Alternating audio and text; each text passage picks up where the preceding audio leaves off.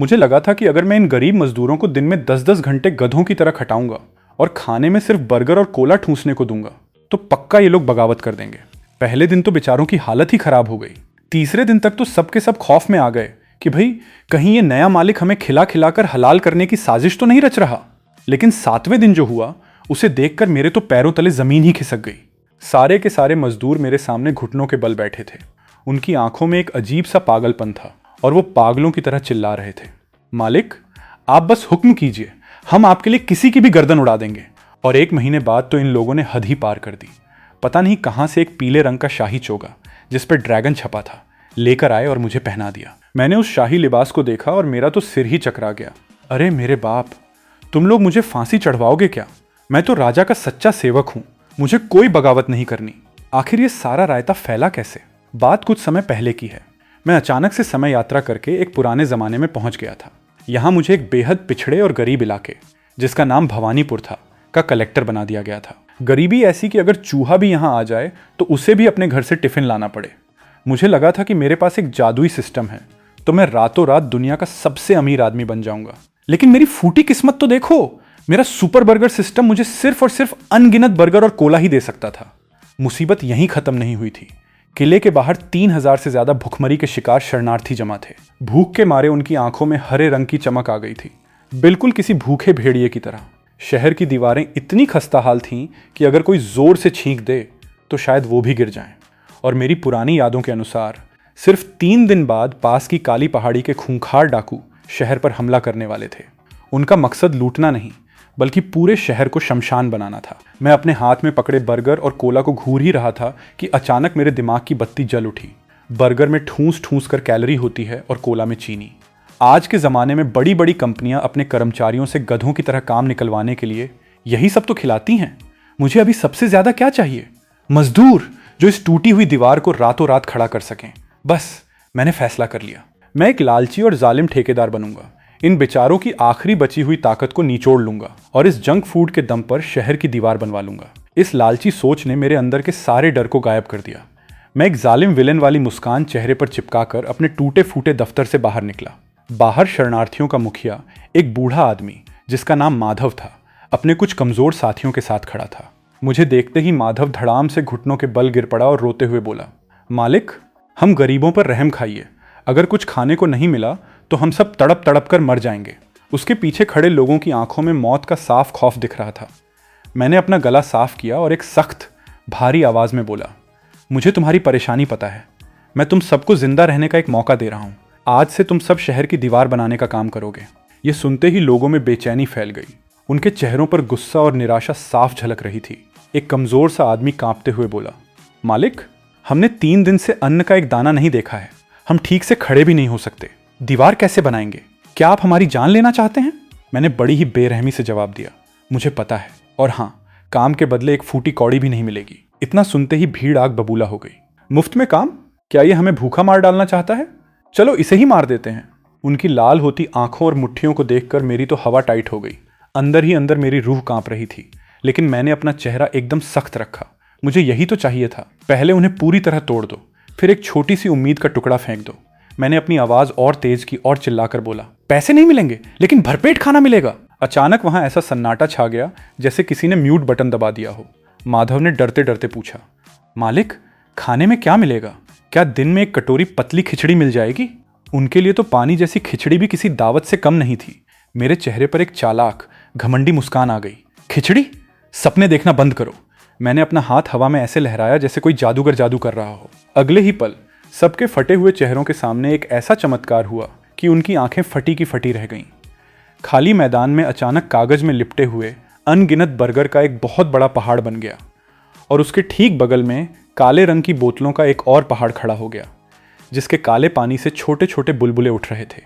ताज़े भुने हुए मांस, मसालों और नरम ब्रेड की खुशबू ने पूरे मैदान को महका दिया। वहां खड़े 3000 लोगों के तो तोते ही उड़ गए।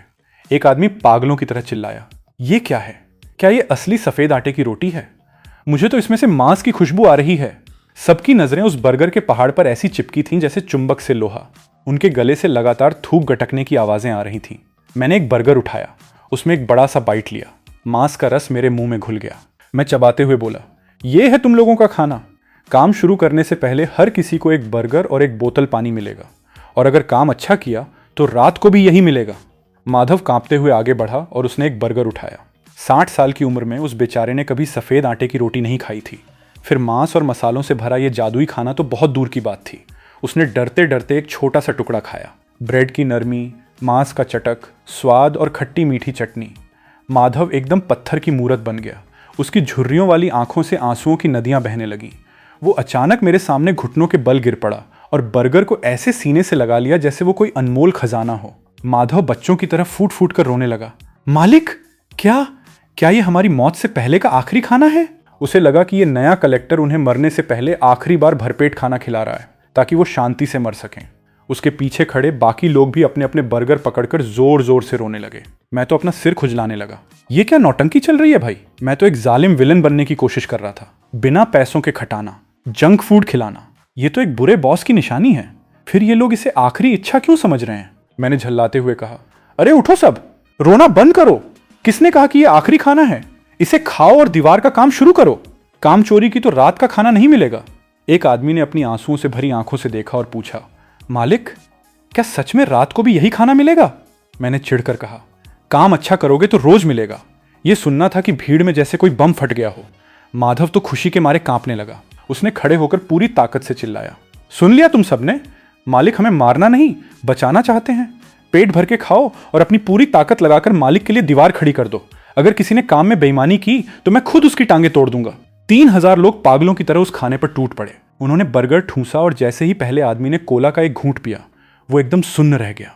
ये काला पानी, इसे पीते ही पेट में जैसे कुछ गुदगुदी सी हो रही है। मेरे पूरे शरीर में ताकत दौड़ रही है। ये जरूर देवताओं का अमृत है। 3 दिन से भूखे उन लोगों की सारी कमजोरी पल भर में छूमंतर हो गई। मुझे क्या पता था कि इस पुराने जमाने में कोला का मीठा और बुलबुले वाला पानी उनके लिए किसी जादुई एनर्जी ड्रिंक से कम नहीं था। खाने के बाद किसी को धक्का देने की जरूरत ही नहीं पड़ी। जिस भारी पत्थर को उठाने में पहले 10 लोग लगते थे, अब बर्गर खाने के बाद 3 लोग ही उसे मजे से उठाकर ले जा रहे थे। मेरा मुंह तो खुला का खुला रह गया। ये कोई भूखे शरणार्थी नहीं, बल्कि किसी पागल कंस्ट्रक्शन वर्कर की फौज लग रहे थे। जो दीवार सालों से टूटी पड़ी थी, वो सिर्फ 3 दिन के अंदर चमत्कारिक रूप से बनकर तैयार हो गई, और वो भी पहले से ज्यादा ऊंची और मजबूत। मुझे कुछ बहुत बड़ी गड़बड़ लग रही थी। इतनी पागलों वाली मेहनत के बाद तो लोगों को हड़ताल कर देनी चाहिए थी, लेकिन ये लोग मुझे ऐसे घूरने लगे थे जैसे मैं उनका भगवान हूं। उनकी आंखों में आभार नहीं, बल्कि एक अजीब सा पागलपन और खौफ था। ये जानने के लिए मैंने रात के समय उनके तंबू के पास जाकर उनकी बातें छुपकर सुनने का फैसला किया। अंधेरे में सब लोग घेरा बनाकर बैठे थे। माहौल एकदम गंभीर था। माधव ने धीमी लेकिन भारी आवाज में पूछा, भाइयों, तुमने कभी सोचा है, इतना शाही खाना और वो जादुई अमृत तो राजधानी के सबसे बड़े सैनिकों को भी नसीब नहीं होता। फिर हम जैसे कीड़े मकोड़ों को ये क्यों मिल रहा है? तंबू में एकदम सन्नाटा छा गया। सबके कान खड़े हो गए। माधव ने एक एक शब्द पर जोर देते हुए कहा, मैंने बहुत सोचा और सिर्फ एक ही बात समझ में आई। मालिक एक खुफिया सेना तैयार कर रहे हैं और वो हमें अपनी सबसे खूंखार जानलेवा फौज बना रहे हैं। ये शब्द सुनते ही तंबू का माहौल जैसे जम सा गया। माधव ने आगे कहा, मालिक हमारा इम्तिहान ले रहे हैं। वो ये बात खुलकर नहीं बता सकते। उन्होंने हमें नई जिंदगी दी है। अब हमारा फर्ज है कि हम अपनी ये जान उन पर कुर्बान कर दें। जो मालिक के खिलाफ बोलेगा, मैं उसका गला काट दूंगा। लोग इतने जोश में आ गए कि कुछ ने तो अपनी उंगली काटकर खून से दीवार पर कस्में लिखनी शुरू कर दी। ठीक उसी वक्त मैंने तंबू का पर्दा उठाया और जम्हाई लेते हुए अंदर घुस गया। मैं तो बस ये देखने आया था कि ये लोग सोए हैं या नहीं। मैंने लापरवाही से पूछा, क्या कर रहे हो तुम लोग आधी रात को? सो जाओ, कल के लिए भी ताकत बचाकर रखो। इतना कहकर मैं वहां से वापस आ गया। मेरे जाते ही तंबू में सुई गिरने जैसी शांति छा गई। थोड़ी देर बाद माधव कांपती हुई आवाज में बोला, क्या तुमने देखा? मालिक इतनी रात को भी हम पर नजर रख रहे हैं। वो हमारी वफादारी का इम्तिहान ले रहे थे। उन्होंने कहा, ताकत बचाकर रखो। इसका मतलब है कि कोई बहुत बड़ा खतरा आने वाला है और हमें जंग के लिए तैयार रहना है। सबकी आंखों में अब एक खौफनाक वफादारी की चमक थी। उन्होंने एक साथ जमीन पर सिर टेककर मेरे जाने की दिशा में सजदा किया। इधर मेरी तो धड़कनें ही रुकने वाली थीं। दीवार तो बन गई थी, लेकिन आज तीसरा दिन था। पुरानी यादों के हिसाब से आज काली पहाड़ी के 800 खूंखार डाकू आने वाले थे। उनका सरदार काल भैरव इतना खतरनाक था कि नंगे हाथों से शेर का जबड़ा फाड़ सकता था। मैं अपने टूटे फूटे कमरे में घबराहट के मारे इधर उधर टहल रहा था। मेरे माथे से पसीना टपक रहा था। भाग नहीं सकता क्योंकि बाहर जंगली जानवर हैं। आत्मसमर्पण कर नहीं सकता क्योंकि वो डाकू सबको मार डालते हैं। और लड़ने के लिए मेरे पास सिर्फ 3000 बर्गर खाने वाले मजदूर हैं, जिनके पास एक ढंग की तलवार तक नहीं है। मैंने मन ही मन चीखते हुए अपने सिस्टम को पुकारा, ओ भाई सिस्टम, कोई बंदूक या पुरानी तलवार ही दे दो, कुछ तो दे दो। लेकिन सिस्टम हमेशा की तरह मरा पड़ा था। मेरी हालत उस गेमर की तरह हो गई थी जिसे बॉस फाइट के वक्त हथियार की जगह सिर्फ एक चम्मच पकड़ा दिया हो। सूरज धीरे धीरे डूबने लगा था। लाल रोशनी शहर की नई दीवार पर किसी मनहूस खून की तरह चमक रही थी। तभी अचानक किले की दीवार के ऊपर से एक दिल दहला देने वाली चीख सुनाई दी। पहरेदारी कर रहा एक आदमी सीढ़ियों से लड़खड़ाता, गिरता पड़ता हुआ सीधे मेरी तरफ भागा चला आ रहा था। पहरेदार हांफता हुआ मेरे पास पहुंचा और चिल्लाया कि वो लोग आ गए हैं। मेरे सीने में दिल ऐसे धड़कने लगा जैसे बाहर निकलकर भाग जाएगा। बाहर दूर क्षितिज पर धूल का एक बड़ा सा गुबार उड़ रहा था। ध्यान से देखा तो काले सायों का एक बड़ा झुंड हमारे शहर की तरफ तेजी से बढ़ रहा था। कम से कम 800 लोग रहे होंगे, घोड़ों पर सवार और हाथों में नंगी तलवारें लिए। मैंने अपनी कांपती हुई टांगों को सीधा किया, एक जंग लगी हुई पुरानी सी तलवार उठाई और खुद को हिम्मत देते हुए शहर की दीवार की तरफ बढ़ने लगा। मेरा बस चलता तो मैं वहीं बैठकर फूट फूट कर रोने लगता कि भाई मैं तो एक आम सा लड़का था, मुझे इस खौफनाक दुनिया में क्यों भेज दिया। दीवार के ऊपर से मैंने नीचे झांका तो मेरी तो सांस ही अटक गई। काली पहाड़ी का डाकू सरदार काल भैरव शहर के दरवाजे के ठीक सामने अपने घोड़े पर बैठा था। काल भैरव ने अपनी भारी कुल्हाड़ी मेरी तरफ तानी और बिजली जैसी कड़कती आवाज में बोला, ओ शहर के चूहों, तुम्हारा काल आ गया है। शराफत से दरवाजे खोल दो, सारा अनाज और औरतें हमारे हवाले कर दो, तो शायद मैं तुम्हें बिना तड़पाए मार डालूं, वरना एक एक को काटकर चीलों को खिला दूंगा।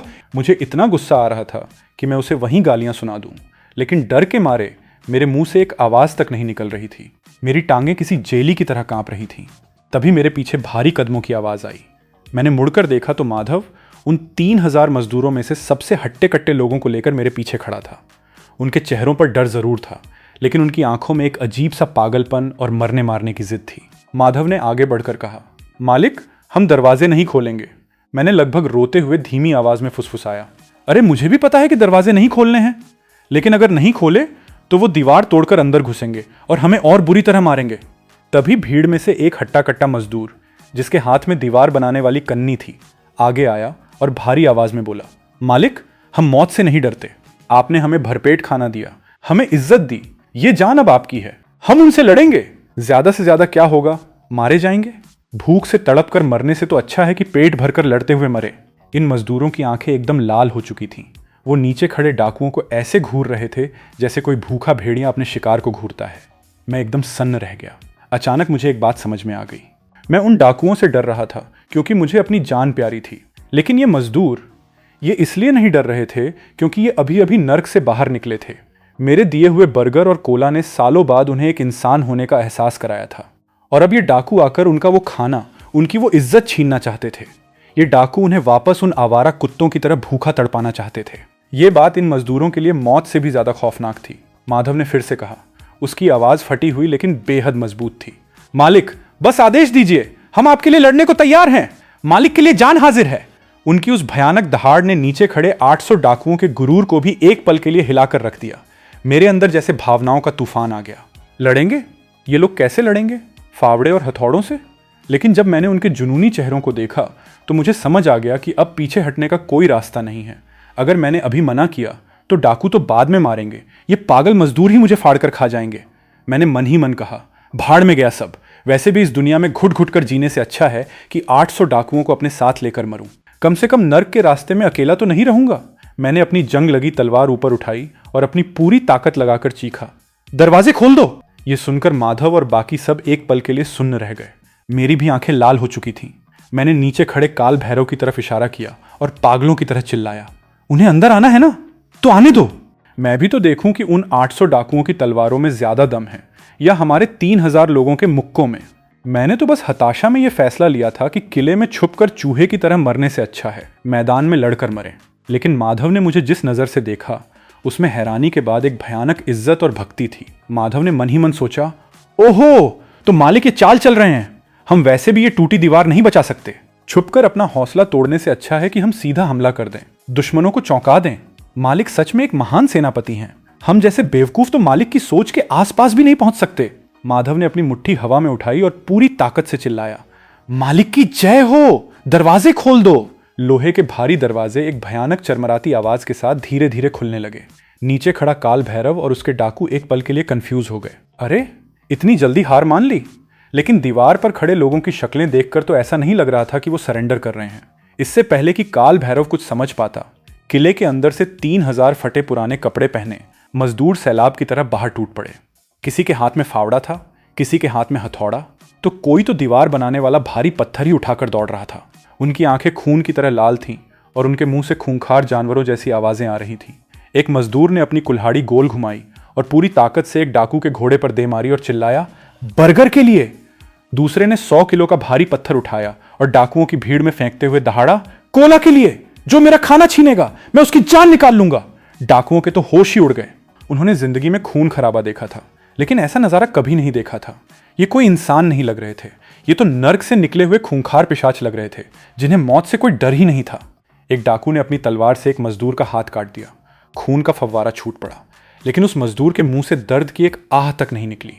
उसने उल्टे उस डाकू की गर्दन अपने दांतों से पकड़ ली और सच में उसके गले का मांस फाड़ लिया। उस मजदूर ने मरते मरते उस डाकू को इतनी जोर से जकड़ लिया कि पीछे से आ रहे बाकी मजदूरों ने उस डाकू को पत्थरों से कुचल कुचल कर चटनी बना दिया।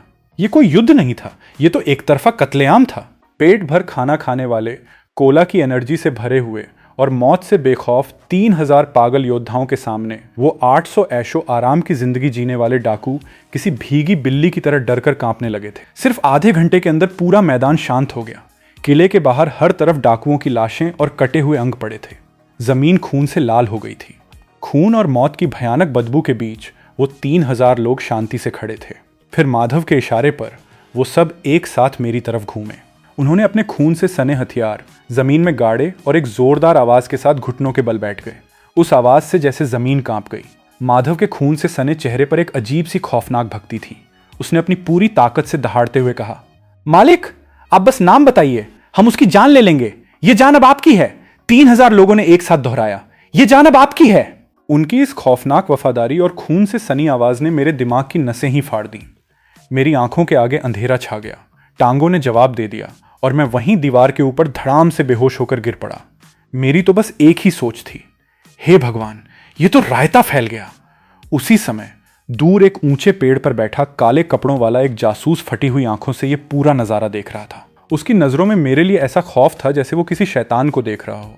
उसने कांपते हाथों से अपनी जेब से एक कागज और कलम निकाली और डूबते सूरज की रोशनी में तेजी से कुछ लिखने लगा। प्रतापगढ़ का कलेक्टर कोई आम इंसान नहीं है, वो एक भयानक राक्षस है। उसने बिना किसी सेना के सिर्फ अपने 3000 शैतानी योद्धाओं के दम पर 800 डाकुओं को गाजर मूली की तरह काट दिया। इस आदमी के इरादे बहुत खतरनाक हैं। ये पक्का राजा के खिलाफ कोई बड़ी बगावत करने वाला है। संदेश बहुत जरूरी है। लिखने के बाद उसने वो पर्ची एक कबूतर के पैर में बांधी और उसे हवा में उछाल दिया। वो कबूतर फड़फड़ाता हुआ सीधा राजधानी की तरफ उड़ गया। इधर मुझे जब होश आया तो मैं अपने उसी दफ्तर की टूटी हुई कुर्सी पर बैठा था। पता चला कि मेरे बेहोश होने के बाद वो खून से सने मजदूर ही मुझे किसी बोरी की तरह उठाकर अंदर ले आए थे। मेरे सामने पूरा फर्श लोगों से भरा हुआ था। सब घुटनों के बल बैठे थे। सबसे आगे माधव था। उसने अपनी चोटों पर बस ऐसे ही कोई कपड़ा बांध लिया था। खून अभी भी साफ नहीं किया था। उसकी वो पागलपन वाली शक्ल देखकर मुझे लग रहा था कि डाकुओं से ज्यादा बड़ा गुंडा तो यही है। माधव ने छाती चौड़ी करते हुए गर्व से कहा, मालिक, 800 में से 623 डाकू काट दिए गए। 177 को हमने बंदी बना लिया है।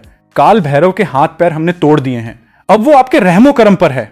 मैं ये रिपोर्ट सुनकर अंदर ही अंदर कांप गया। 600 से ज्यादा लोगों को काट डाला। हे भगवान, ये युद्ध नहीं, कत्लखाना था। अभी कुछ दिन पहले तक ये लोग भूख से मरने वाले थे और आज ये काल के दूत बन गए। क्या मेरे बर्गर और कोला में कोई जादुई नशा है? मैंने किसी तरह अपने कांपते होठों को संभाला और भारी आवाज निकालने की कोशिश करते हुए कहा, उठ जाओ सब, हमारा नुकसान। हमारे कितने लोग मारे गए? माधव ने और भी ज्यादा गर्व से सीना तान लिया। मालिक की कृपा से हमारे सिर्फ 92 भाई शहीद हुए, करीब 150 घायल हैं, बाकी सबको हल्की फुल्की चोटें हैं। कल से सब वापस दीवार बनाने के काम पे लग जाएंगे। मैं चुप हो गया। 92 लोग मर गए। भले ही दुश्मन के मुकाबले ये कुछ भी नहीं था, लेकिन वो 92 लोग अपनी जान से हाथ धो बैठे। और किस लिए? सिर्फ अपने बर्गर और कोला को बचाने के लिए। मैंने दुखी मन से गहरी सांस ली। जो भाई मारे गए हैं उनका अंतिम संस्कार पूरे सम्मान के साथ होगा। मैं आगे बोलना चाहता था कि उनके परिवारों को पैसे दिए जाएंगे, लेकिन तभी मुझे याद आया कि मेरी जेब में तो 98 भी नहीं है। इस पूरे शहर का खजाना खाली पड़ा है, मैं उन्हें क्या दूंगा? लेकिन माधव तो जैसे मेरे चेहरे के भाव पढ़ना सीख गया था। उसने तुरंत कहा, मालिक, आप परेशान मत होइए, आपके लिए जान देना उनका सौभाग्य था।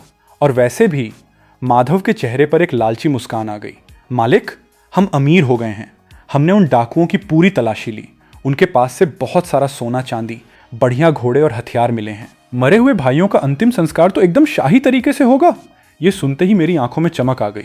अरे वाह, मैंने तो ये सोचा ही नहीं था। ये डाकू सालों से लोगों को लूट रहे थे, इनके पास तो पक्का कुबेर का खजाना होगा। मेरे अंदर अचानक एक नई एनर्जी आ गई। जाओ, सारा लूटा हुआ माल मेरे सामने लेके आओ, मैं खुद हिसाब करूंगा। कुछ ही देर में मेरे सामने सोने चांदी से भरे संदूक और हथियारों का ढेर लगा दिया गया। उन चमकते हुए सिक्कों को देखकर मेरी तो बाँछें ही खिल गईं। तभी माधव ने एक बार फिर घुटनों के बल झुककर हाथ जोड़े और एकदम गंभीर आवाज में बोला, मालिक, आज हमने डाकुओं को तो मार दिया, लेकिन हम सब अभी भी एक बिखरी हुई भीड़ हैं। अगर कल को कोई बड़ी फौज आ गई तो हम इस तरह नहीं लड़ पाएंगे। इसलिए मेरी आपसे गुजारिश है, कृपया हमारी इस फौज को कोई नाम दीजिए और हमारे पदों का बंटवारा कीजिए, ताकि हम आपके लिए और बेहतर तरीके से मार काट कर सकें। फौज का नाम, पदों का बंटवारा? मेरा दिमाग सुन्न हो गया। अरे भाई, ये सब क्या बकवास है? तुम लोग सच में सेना बनाना चाहते हो? मैं तो बस एक आलसी सा लड़का हूं जिसे चैन की जिंदगी जीनी है। अगर राजा को भनक भी लग गई कि मैं यहां अपनी पर्सनल सेना बना रहा हूं तो वो मुझे सीधा सूली पर चढ़ा देगा। ये तो देशद्रोह है। मैं हड़बड़ा गया और बात को टालने की कोशिश करते हुए हाथ हिलाकर बोला, अरे इसकी कोई जरूरत नहीं है, कोई जरूरत नहीं है। तुम सब आज बहुत थक गए हो, जाओ जाकर आराम करो। आज रात सबके लिए एक्स्ट्रा बर्गर और जितना मन करे उतना कोला पियो। मैंने सोचा था कि खाने का लालच देकर मैं इन्हें भटका दूंगा, लेकिन माधव ने बहुत ही कड़क तरीके से सिर हिलाकर मना कर दिया। नहीं मालिक, बिना सही नाम के तो हम एक मामूली भीड़ ही कहलाएंगे। आपने हमें नई जिंदगी दी है। आपका रुतबा दुनिया को दिखाने के लिए हमारी सेना का एक खौफनाक नाम होना बहुत जरूरी है। उसके पीछे खड़े बाकी लोग भी जोश में चिल्लाने लगे, मालिक नाम दीजिए, फौज को नाम दीजिए। मेरा तो सिर दर्द से फटने लगा। अब मैं इन्हें क्या नाम दूं? बर्गर गैंग या कोला कमांडो? ये तो सुनकर ही हंसी आती है। मैंने जल्दी से अपना दिमाग दौड़ाया और खुद को एक बहुत ही रहस्यमयी और समझदार इंसान दिखाने की एक्टिंग करते हुए गला साफ किया। मैंने गहरी आवाज में कहा, इस बारे में मैं पहले ही सोच चुका हूं। ये नाम वाम तो बस दिखावा होते हैं, असली ताकत तो तुम्हारे अंदर है, तुम्हारी वफादारी में है। अभी तुम्हें नामों के पीछे नहीं भागना चाहिए, बल्कि अपनी ताकत बढ़ाने पर ध्यान देना चाहिए, समझे? मैंने सोचा कि मेरी ये ज्ञान भरी बातें इन अनपढ़ गंवारों पर पक्का असर करेंगी, और हुआ भी ऐसा ही। मेरे चुप होते ही वहां एकदम सन्नाटा छा गया। माधव और बाकी लीडर्स ने एक दूसरे को ऐसे देखा जैसे उन्हें कोई बहुत बड़ा रहस्य समझ में आ गया हो। माधव तो खुशी से कांपने लगा। उसने एक बार फिर मेरे सामने झुकते हुए बहुत ही आदर से कहा, मालिक की सोच बहुत गहरी है, हम मूर्ख आपकी बात समझ ही नहीं पाए। मैं तो एकदम सुन्न रह गया। क्या गहरी सोच? मैं तो बस यूं ही बकवास कर रहा था। तभी माधव अपने साथियों की तरफ मुड़ा और ऐसे समझाने लगा जैसे वो कोई बहुत बड़ा ज्ञानी हो। तुम लोगों ने सुना? मालिक ने कहा कि नाम वाम सब दिखावा है, असली ताकत अंदर होती है। इसका मतलब समझते हो? हमने अभी अभी एक छोटी सी लड़ाई जीती है और हम हवा में उड़ने लगे। मालिक हमें समझा रहे हैं कि हमें अभी से घमंड नहीं करना चाहिए, वरना हम कोई बड़ी गलती कर बैठेंगे। दूसरा लीडर भी जोश में बोला, बिल्कुल सही। और मालिक ने यह भी कहा कि अपनी ताकत बढ़ाने पर ध्यान दो। मतलब हमें अभी अपनी असली पहचान छुपानी है? ये एक बहुत बड़ी कूटनीति है। मैं उनकी बातें सुनकर तो अपना सिर ही पीटने वाला था। अरे भाई, कौन सी कूटनीति, कौन सी बड़ी चाल? मैं तो बस आराम से जिंदगी काटना चाहता हूं।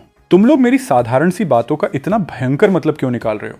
ऐसा लग रहा था कि ये लोग खुद ही एक बहुत बड़ी बाहुबली टाइप फिल्म की स्क्रिप्ट लिख रहे हैं और मुझे उसका हीरो बना दिया है। माधव ने एकदम पक्के इरादे से मेरी तरफ देखा। मालिक, हम आपका इशारा समझ गए। आज से हम लोग खुद को गुप्त सेना कहेंगे। हम अभी किसी को अपना नाम नहीं बताएंगे, बस अंदर ही अंदर ट्रेनिंग करेंगे और आपके लिए जान देने को तैयार रहेंगे। गुप्त सेना? ये नाम तो सच में थोड़ा खतरनाक लग रहा था। मैंने मुंह खोलकर कहना चाहा कि भाई तुम लोग ये सब पागलपन बंद करो। मैंने मन ही मन कहा, भाड़ में जाने दो। मुझे लगने लगा था कि अब इस शहर के लोगों पर मेरा कोई कंट्रोल नहीं है। ये शहर अब एक ऐसी गाड़ी बन गया है जिसके ब्रेक फेल हो चुके हैं और ये किसी भी खाई में गिर सकती है। और मैं उस गाड़ी का वो ड्राइवर हूं जो सिर्फ अपनी सीट बेल्ट बांधकर भगवान से प्रार्थना कर सकता है। मैंने थकी हुई आवाज में हाथ हिलाते हुए कहा, सारा खजाना और हथियार अंदर रखवा दो। घायल लोग आराम करेंगे। सबने एक साथ आवाज लगाई और बहुत ही अनुशासित तरीके से वहां से चले गए। पूरे दफ्तर में अब मैं अकेला था और मेरे सामने सोने चांदी का ढेर लगा था, लेकिन मुझे बिल्कुल खुशी नहीं हो रही थी। मैं कुर्सी पर पसर गया और एक लंबी सांस छोड़ी। मैं तो बस एक जालिम ठेकेदार बनकर मुफ्त में काम करवाना चाहता था और आराम की जिंदगी जीना चाहता था। ये लोग मुझे राजा क्यों बनाना चाहते हैं? ये दुनिया सच में पागल है। अगले दिन मैं दोपहर तक सोता रहा। यहाँ आने के बाद ये मेरी सबसे अच्छी नींद थी। कल का दिन बहुत ही ज्यादा थका देने वाला था। पहले मैं डर के मारे कांप रहा था, फिर खुशी से पागल हुआ और आखिर में एकदम कंफ्यूज होकर सो गया। मैं अपनी आंखें मलता हुआ कमरे से बाहर निकला तो देखा कि माधव कुछ लोगों के साथ बहुत बिजी था। पूरे प्रांगण को एकदम चमका दिया गया था। खून की बदबू भी काफी हद तक गायब हो चुकी थी। लूटा हुआ सारा माल बहुत ही सलीके से रखा था और उस पर पहरा लगा था।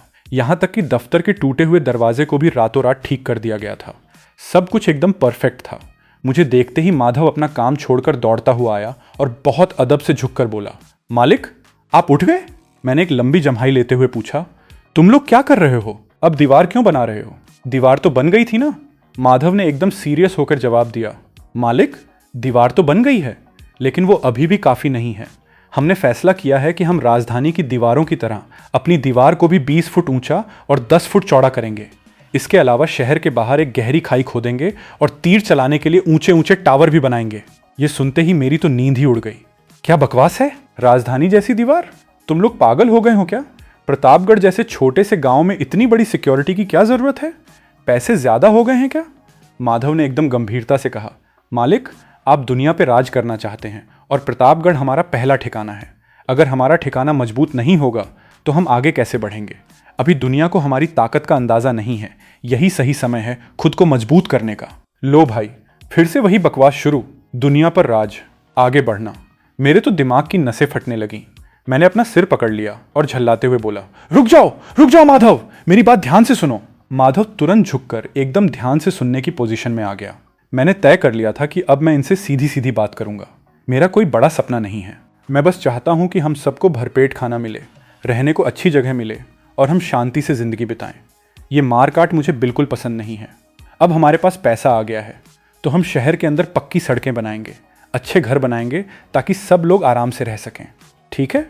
मुझे लगा कि मेरी इन इमोशनल बातों से इनका दिल पिघल जाएगा, लेकिन माधव तो जैसे कांपने लगा। उसकी आंखों में आंसू आ गए और वो बहुत ही ज़्यादा गिल्टी फील करते हुए बोला, मालिक हम समझ गए। मैं अंदर ही अंदर डर गया। ये अब क्या समझ गया? माधव रोते हुए बोला, मालिक आप कितने दयालु हैं। आप पूरी दुनिया की भलाई चाहते हैं और हम बेवकूफ़ सिर्फ मार काट और अपनी ताकत बढ़ाने के बारे में सोच रहे थे।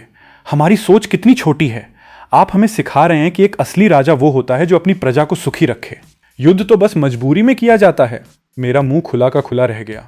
अरे मेरे बाप, मैंने ऐसा कब कहा? मैं तो बस आराम से जिंदगी जीना चाहता हूं। ये लोग हर बात को इतनी बड़ी फिलॉसफी क्यों बना देते हैं? क्या बर्गर खाने से इनकी मसल्स के साथ साथ दिमाग भी एक्स्ट्रा काम करने लगा है? माधव ने अचानक अपनी मुट्ठी बांधी और पूरे कॉन्फिडेंस से बोला, मालिक आप चिंता मत कीजिए, हम आपका मतलब समझ गए हैं। बाहर लड़ने से पहले अपना घर मजबूत करना जरूरी है। हम कल से ही आधी टीम को शहर की सड़कें और घर बनाने में लगा देंगे और बाकी आधी टीम किले को मजबूत करेगी।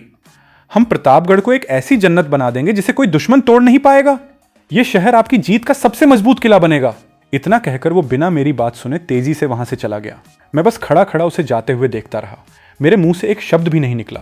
मैं पूरी तरह हार चुका था। ये लोग कुछ भी सुनने को तैयार नहीं थे। मैं कुछ भी कहता, ये उसका एक अलग ही बाहुबली टाइप मतलब निकाल लेते थे।